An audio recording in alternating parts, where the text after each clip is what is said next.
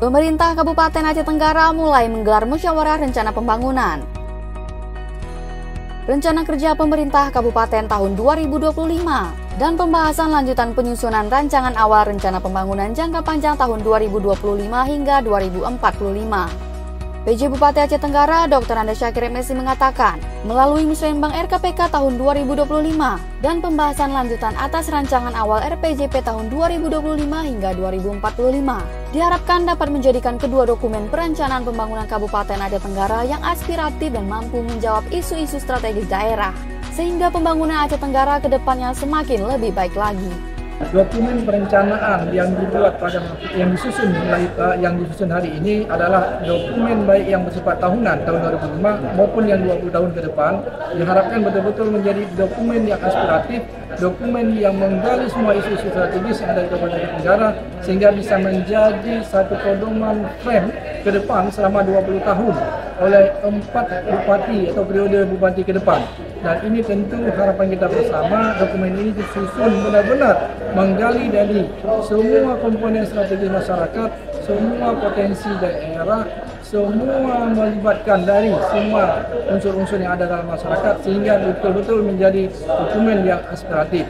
Dengan terakhir kami berharap bahwa dokumen ini tidak hanya menjadi sebuah buku yang disimpan di dalam lemari, tapi betul-betul menjadi pedoman bagi pembangunan kemajuan Kabupaten Aceh Tenggara ke depan selama 20 tahun. Perwakilan Bapeda Aceh Supirman Syah mengatakan, dalam penetapan prioritas pembangunan kabupaten, pemerintah daerah wajib berpedoman pada standar penyusunan perencanaan, diantaranya kewajiban memasukkan target pembangunan nasional dan provinsi ke dalam rencana pembangunan kabupaten.